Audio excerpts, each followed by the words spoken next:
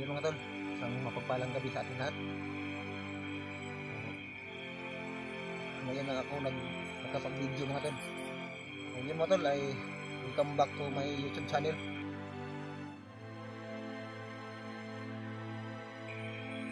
Ngayon lang po ako nakapag-video dahil pinabuti ko na hindi muna magkuha ng video mga tol hanggat sa makarating ako dito mga tol, itong area dito.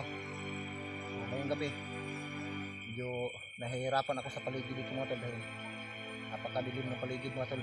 Tapos hindi ko alam kung saan yung mga daanan.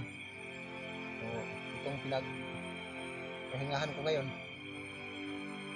nakapili ako ng lugar na pwede kong pagpahingahan.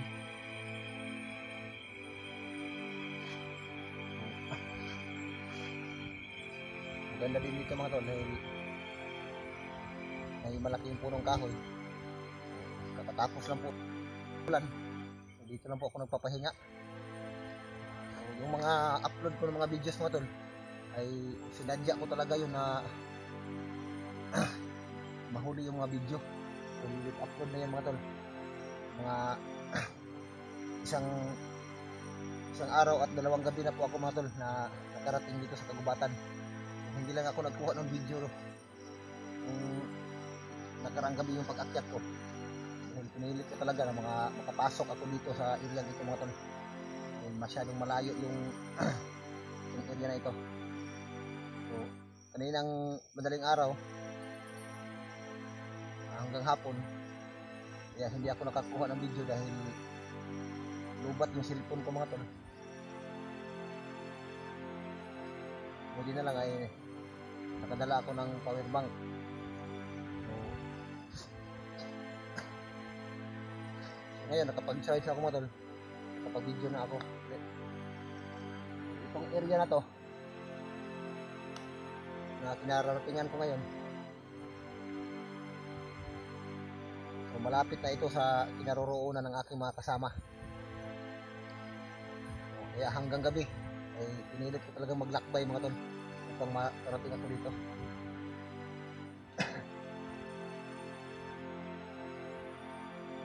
Biglaan yung pagbaba ko mga tol dahil yun nga, katulad ng sinasabi ko nung una kong video ay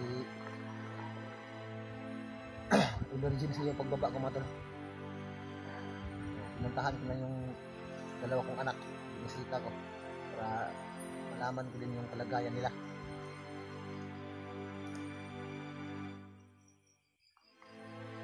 So pakishare ng aking video mga tol sa aking mga kasama para malaman nila mga tol na andito na ako sa Kagubatan.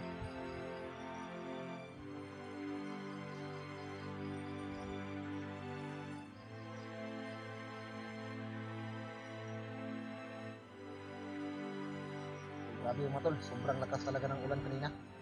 Buti na lang ay umigil yung ulan. Medyo may ano pa naman so, hindi na gaanong malakas. Dito ako sa ilalim ng punong kahoy na to, dito ako nagpapahinga para hindi ako masyadong basa.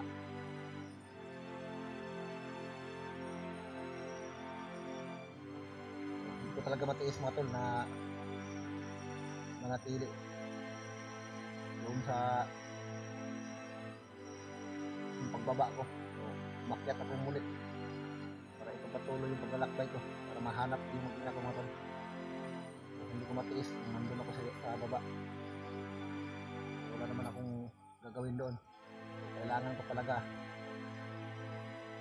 na mahanap yung mag-ina ko mga tol. So, bago yun may nag-comment din sa akin tungkol sa mga bayaw ko, mga kasama ko, na dapat ko daw silang kontakin. So nakontak ko si Buds yung pagbaba ko. So alam niyo yung Buds na nakababa ako. So ngayon ay muli na akong bakyat. Hindi lang ako nag-video ng ilang araw, ilang gabi. So sinadya ko talaga na hindi magkuha ng video para mabilis ako makarating dito. So, yung ibang video ko mga tol ay ano lang yan, upload yun mga tol, para hindi tayo mamonitor. Sinadya ko talaga yun para hindi nila malaman kung kailan ako nagbaba o kailan din ako umakyat muli dito sa kubatan.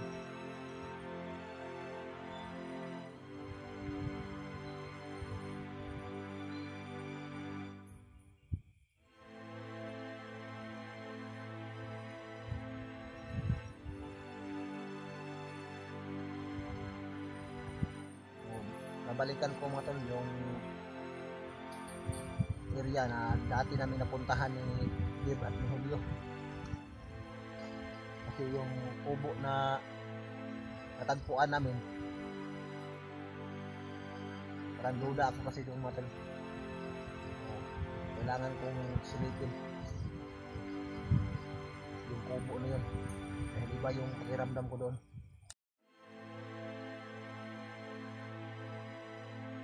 Parang doon galing yung mag-ina ko mga tol.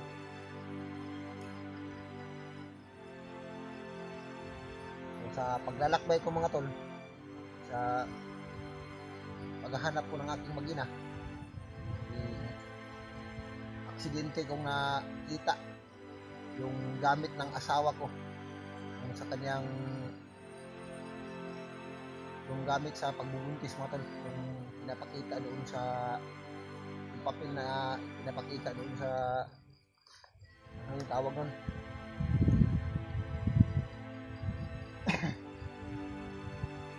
sa paperinatal niya mga tol. Napulot ko talaga mga tol.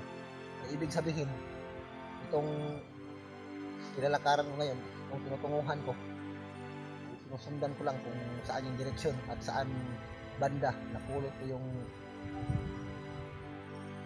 papel na galing sa asawa ko, kasi nakasulat din yung pangalan ng asawa ko doon, pati yung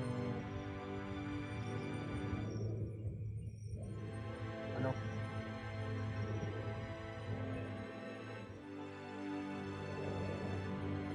pagbubuntis niya. So hindi ka sa bag ko mga tol, daladala ko, hindi ko lang mabuksan ngayon kasi hindi naman masyado makita dahil gabi na, tapos medyo ano pa, may ulan pa ng konti, baka mabasa yung papel.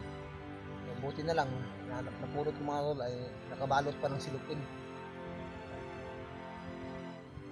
Baka sinadya din yun ng asawa ko na itinapon niya dahil may idea din yung asawa ko, matalino din yun. Baka naisip niya siguro kung itapon niya yun, tapos kung sino man ang makakita sa amin, palatandaan yun mga tol. Buti na lang ako ang nakapulot. So, pagkapulot ko mga tol, malakas ang kutob ko nga itong area na to na natuntun ko, baka dito ko yung makita yung mag-ina ko mga tol. Sinadya siguro ng asawa ko na itapon. So dalawa lang yung hindi yung patutunguhan, kung hindi itinapon ng mga bandido o kaya yung asawa ko nagtapon. So ibig sabihin positive itong lugar na to.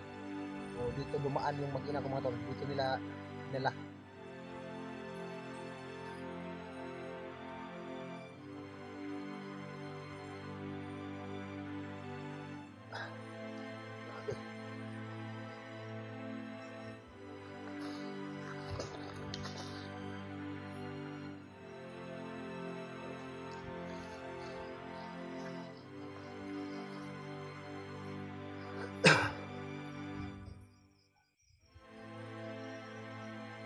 pagkatapos naman ito mga tol,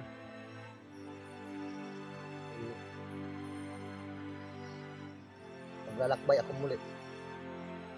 So maghanap ako ng pwede kong mapagpahingahan dahil hindi maganda yung panahon ngayon. Parang may ulan na paparating na malakas. Kailangan kong magtago. So, bukas ng umaga o bukas ng madaling araw ay patuloy ko ng lalakbayin ang area ito dahil dito ko nakita o napulot yung gamit ng asawa ko para doon sa kanyang pagprenatal, yung papel na daladala ng asawa ko. So, ibig sabihin lang yun mga tol, ulitin ko, Dito talaga nila dinaan yung mag-ina ko mga tol. Dahil napulot ko yung papel na yun. So, kailangan ko talagang magdubli ingat dito mga tol dahil hindi natin makikita yung kalaban at biglang sumalakay sa atin. So napakadilim talaga.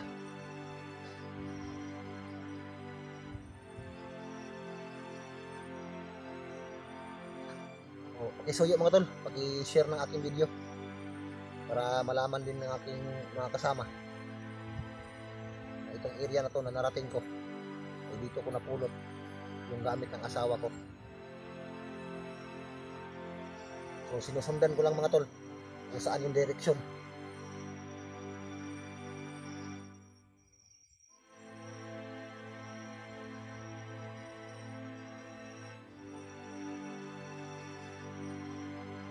So hindi ako pwede magtagal ito mga tol. So dahan-dahan ako ng kunti mga tol.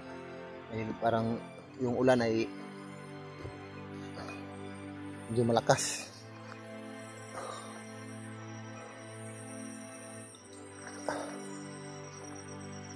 Hindi nga lang masyado makita mga tol dahil napakadilim.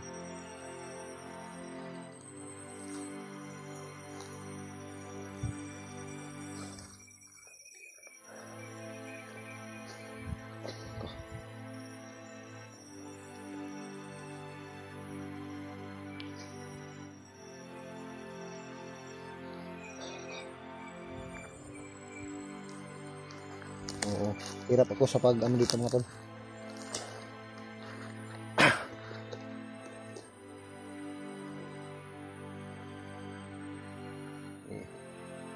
Hindi ko binuksan yung ilaw ng cellphone ko mga tol para hindi madali malubat. So may flashlight akong dala, ito lang ginamit ko.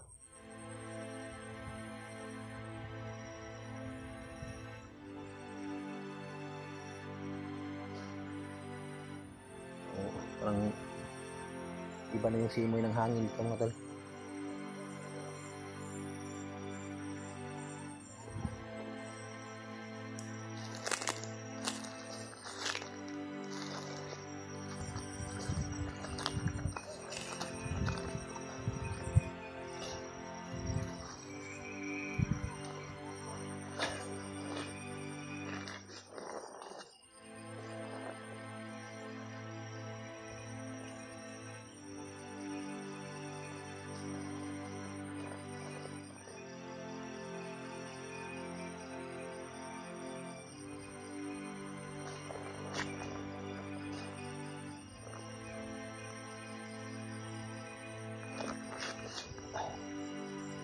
Mga tol ay nakakalungkot pang isipin yung mga kasama ko na tumutulong sa paghahanap ng aking mag-ina.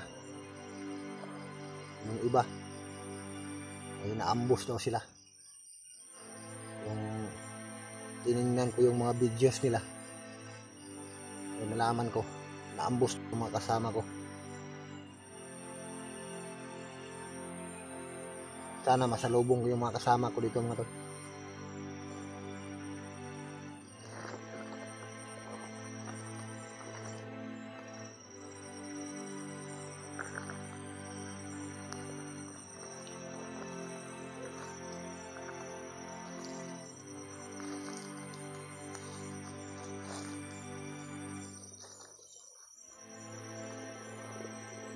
Kailangan ko maghanap ng ano mga tol.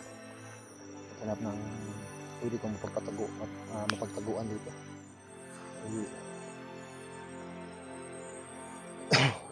Delikadong gabi mga tol, hindi natin makikita yung mga kalaban.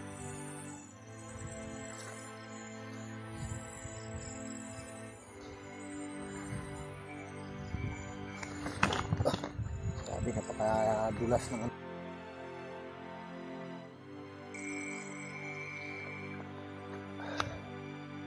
Ayun ko.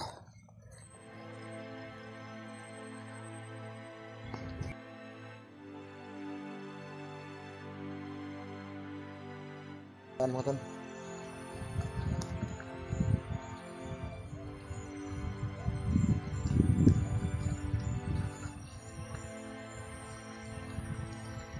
medyo lumakas na yung ulan mga tol.